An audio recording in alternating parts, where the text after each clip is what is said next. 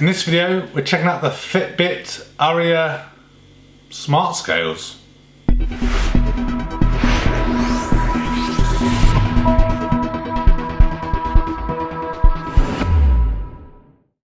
Okay, so in a recent video I spoke to you about the new fitness wristband I got, the FitBit Ultra HR, and at the same time, well actually it was not long after getting this, there was another deal on that had these FitBit Smart Scales. Now I got some old scales that I haven't used in forever. We'll show you those in a little bit. And I thought, what the heck, you know, let's check out these smart scales and see if they're any good. So they are definitely not cheap. So I think this is normally around £100. You can get them in this kind of gloss black or gloss white. I went with the black one because I think it will show up less. You know, feet are not the nicest of things. This will hopefully incorporate into the Fitbit app. So again, if you then start to track your weight, all these things will start fitting together. So it should look quite good. It's perfect for within a family. So I think you can track up to 8 different people. Like I said, it syncs everything wirelessly. If you have strange pledges, I think you can kind of publish your stats online. I won't be doing that, thank you very much. But it all works into the Fitbit family, and obviously it's got Wi-Fi built in so it can connect to your network to do what it needs to do. So I haven't had time to open this or look at this yet, so we'll do this together in this video. So here we go. Right, so the other features of this, obviously you can see your weight, see the trending over time. Also looks at muscle mass and I guess fat tracking or fat loss. So I think this is something that's important. So obviously when we look at the BMI, I think it also does some BMI tracking. BMI I don't think is a good rating for all I guess body sizes. So for example, a rugby player would have I guess a higher BMI. That doesn't necessarily mean they're fat or they're unfit, obviously depending on the individual. So it's important to kind of keep all these things in mind. So I guess this would be you know, interesting to see how it works, how it's trending over time. So we can do a follow-up video to see how that's working. You can get badges and different things like that, but it's supposed to be quite easy to get set up. So let's have a little look in the box. Here we go. So obviously Fitbit is a global company, so we have different languages. Hello, hola, bonjour, ciao, hello. And let's open up. It's like opening a pizza. It's ironic, isn't it? Okay, so here we have it. The smart scales. Oh, there's something loose in there. Okay, so we just put the scales to one side for now to see what else is going on in the box.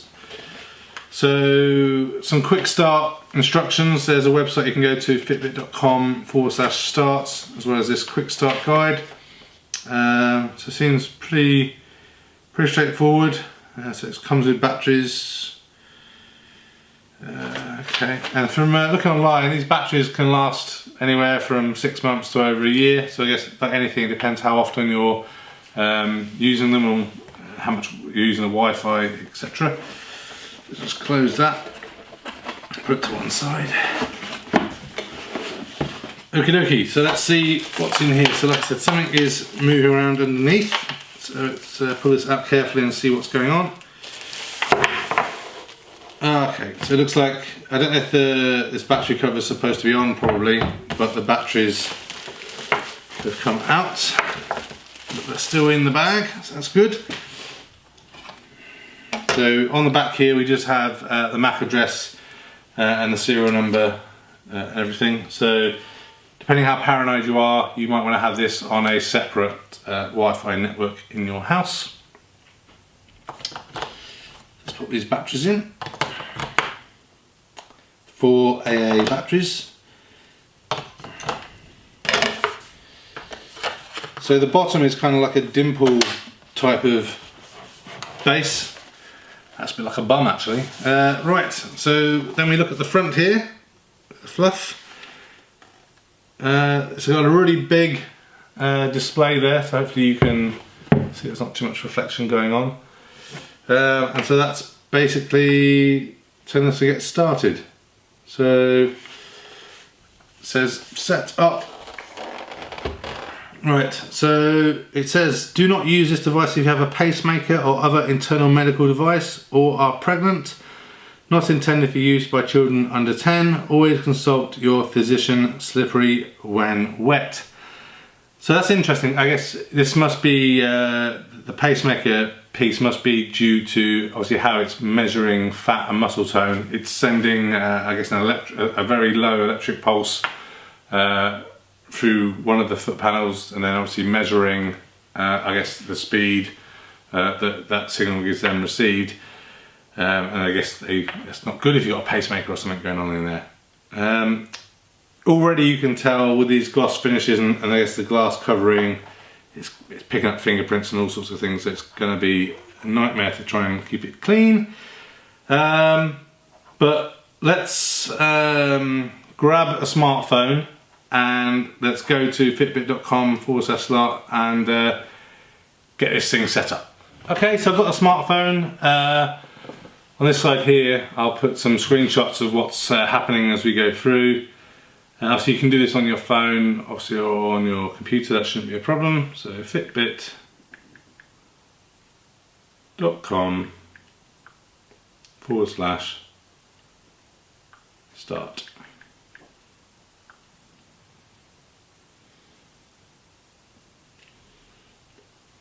Okay, it's actually telling me to go to the App Store. So set up a Fitbit device on your supported Apple smartphone or tablet, install the free Fitbit app. Okay, so when you go to account, obviously then you can see to set up a device. So we will do that. Okay, then we have the options, obviously the Auto HR, Blaze, blah, and then we have the Aria, or Aria, depending on how you want to call it. And we can set up. So, this is strange. It tells you to download the app, but then it wants you to open it up in Safari, which makes no sense, but let's do that. Okay, ready to connect your scale. Personalize scale info, put scale into setup mode and connect scale to Wi-Fi, then reconnect. So let's get started. So first thing we have to do is connect to the Wi-Fi of this device so we can then tell it what Wi-Fi network to connect to. So let's get started. So I have to log into our Fitbit account. Okay, I had to resync my password manager because the Fitbit password wasn't in there. Right, so let's get back to it. So the first thing we need to do is give our scales a name. And initials for the first user. Okay. For some reason I need to have 3 letters for my initials, so if you haven't got a middle name you have to make one up. Right, now it says I need to remove 1 battery and then put it back in the case, so let's do that.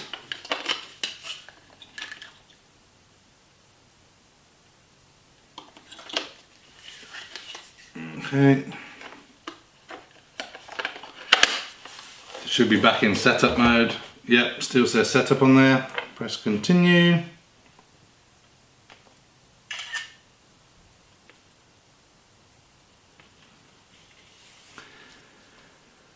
Okay, keep this page open, go to your device's Wi-Fi settings and connect to it and then come back after. So far I wish this was really all done in the app. I don't see the point in having to go to the web page. Okay, so back there I'm now connected. Okay, then you see a list of all the different Wi-Fi networks. So we need to connect to the one that we like and then put the password in. Okay, now the screen here says it's saving the settings. And now it says it's joining, so it's just joining Wi-Fi. I'm not sure if you guys can see that. Joining the Wi-Fi there.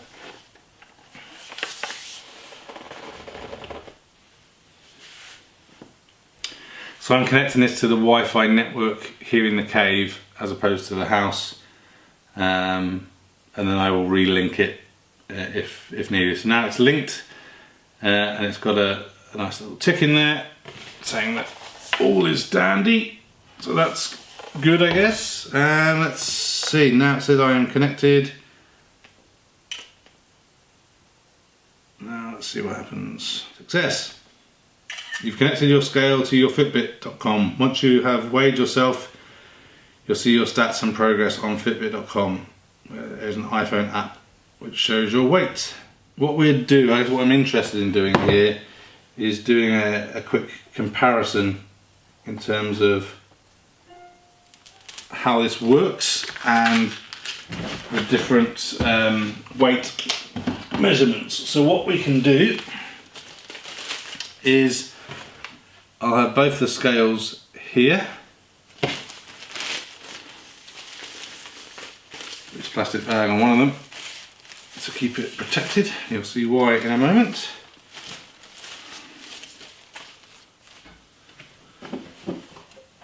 And these are the other scales that I had, these old ones. And just down here I have a 12 kilogram weight. So we're going to weigh 12 kilograms on each of the scales and see if they are close in accuracy or not.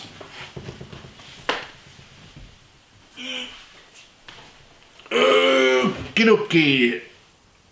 Boink. There we go. Right, so let's do this one first.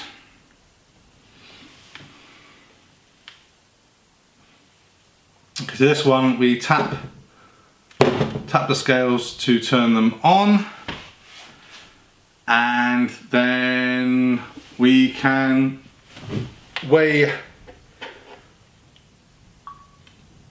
Okay, so there we go. That's on. Lift up the weight, pop it on the table.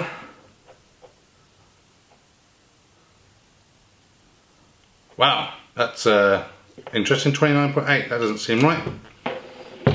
Let's try again just to see. I'm not quite sure how to help you with that. Like I said, these are quite an old set of scales, so it's another reason why they need to be replaced.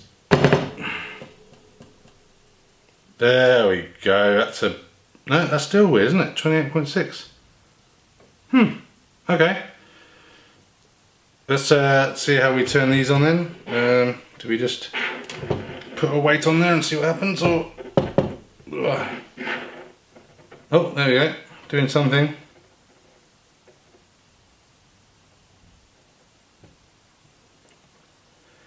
It's not human.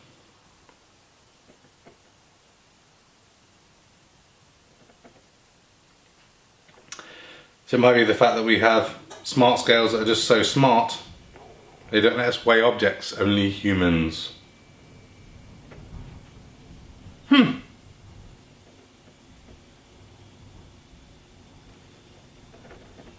Okay.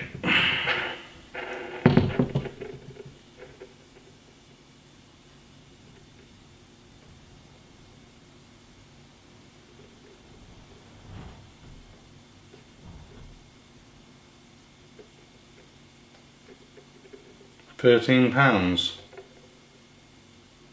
That's obviously doing some sort of sync.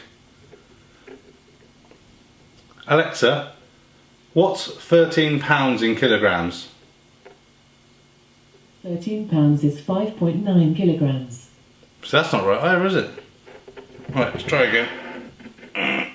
Oh.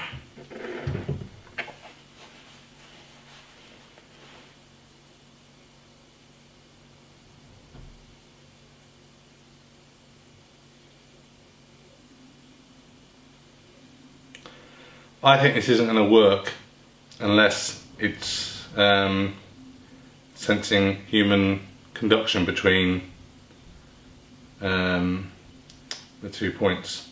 So I think what we'll do, let's have a quick look at the app here, see if anything has happened at all. Okay, so now we are seeing the app in there. We can see the battery meter, so let's have a look at that today. Yeah, so we can see here how the weighing works. I think actually, I guess I expected to see some trending. That's not going to happen until after a while, so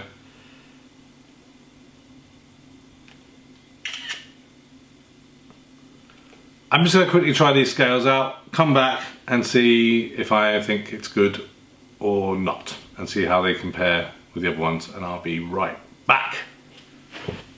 No one needs to see that on the video. Okay, so I'm back. I finally managed to test this out. Now it's doing some sort of update or sync, not sure if it's firmware or what have you. So the new scales, again, I don't know if they're more accurate, less accurate. I'm going to assume more accurate because they're newer and those things are forever old. These have a slightly increase in weight measurement compared to those old ones. So again, we'll assume that these are the right ones. And basically, as I showed here, it just simply shows the weight at the weigh-in and the date and the time, and if there's a human on it, like I said, it sends that pulse through which measures your body fat. So that's where it's taken into account, obviously fat and muscle mass, to create some calculation there.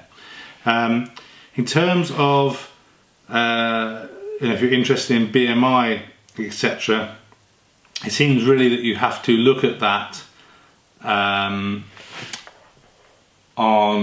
the web portal. I can't see it easily in the app, and it's not showing you that on the scales either. So when you basically weigh yourself, it tells you your weight either in stones, pounds or kilograms, depending how you've set it to, and then your body fat percentage, and obviously then your initials, and then it syncs to the app relevant to that. So I think it's probably too early to tell if this is good. I think it's going to, the reason you buy this sort of thing is because you're interested in, I guess, historical progress, right? So the measurements and the trending over time based on what's happening. Right now, I've got to say, I'm not sure it's worth it. So it feels like a lot of money in a way for something that's just syncing your weight to the app, because you could write that down. So maybe I'll change my mind. If I do change my mind, I think I will do a follow-up video, or perhaps I'll do a combined follow-up video with the Fitbit and the scales. Now, maybe it's the case of you need something like this to help motivate you and keep you going every day. Then obviously you can't put necessarily a price on that. But I guess my recommendation with these scales is if you can get them at a reduced price, you definitely should. If you decide to pay full price, like £100 or whatever it is, you know, understand why you're doing it. Are you doing it for the motivation because that's what you're going to be looking for? Then go for it. I guess I finish off by saying, I know some people, if they're a fitness fanatic or they're trying to lose a certain amount of weight, they will weigh themselves every day. But I guess that makes perfect sense to use something like this, because it really will take the chore out of it. Myself, as I said in previous videos, haven't really weighed myself in forever, but a recent work fitness challenge is why I kind of dusted those old scales off. So my preference during that period was to weigh once a week as opposed to once a day. So again, I don't think the smart scales is that helpful. But I guess the last thing I just thought of is that it could be a case of you don't like specifically to weigh yourself and understand what that weight is, because it could also be a demotivator, right? So if you have the willpower, perhaps you weigh yourself every week, but you don't look at the screen, you have it covered up with a towel or something. It's obviously syncing to the app or to your Fitbit account, and then at some point in the future when you've decided, right, okay, I feel better, my jeans are baggier or my dress fits better or whatever it may be, then you look at what your weight is and how that's trended over time, and perhaps you feel better about it. So then it probably makes perfect sense. But right now, the Fitbit Aria. Unless you're into geeky technology like me and obviously others on this channel, then you're probably best spending your £60 to £100 on something, I don't know, more interesting. Thanks for watching this video. A thumbs up would be really appreciated. If you're interested in other geek type videos, please consider subscribing to Spectrum Geeks. Why not also follow us on Facebook, Instagram and Twitter. And before you leave, why don't you check out one of these other videos that may be of interest. Thanks again for watching.